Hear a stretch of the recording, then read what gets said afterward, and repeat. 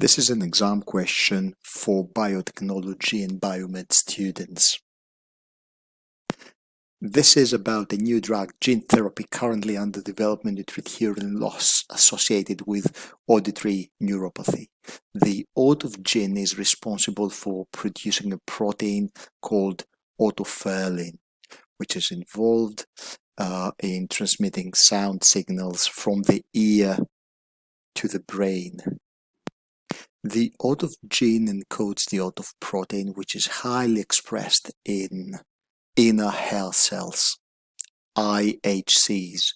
OTOF is closely associated with synaptic transmission and is thought to be a calcium sensor for oxycytosis in IHCs.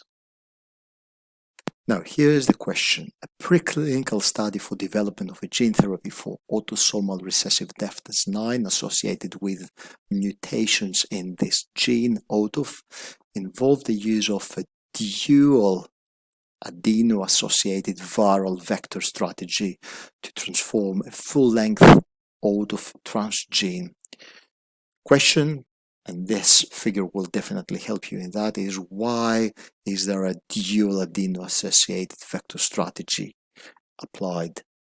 The answer is that the length of the coding region of the OTOF gene is 6 kb, which exceeds the packaging limit of AAV approximately 4.5 to 4.7 kilobase pairs. Researchers have divided the encoding nucleotide sequence of the OTOF gene into two different recombinant AAV vectors, and the full length OTOF can be generated by using DNA recombination of protein trans-splicing in the hair cell of adult mice. This can restore hearing in OTOF knockout mice.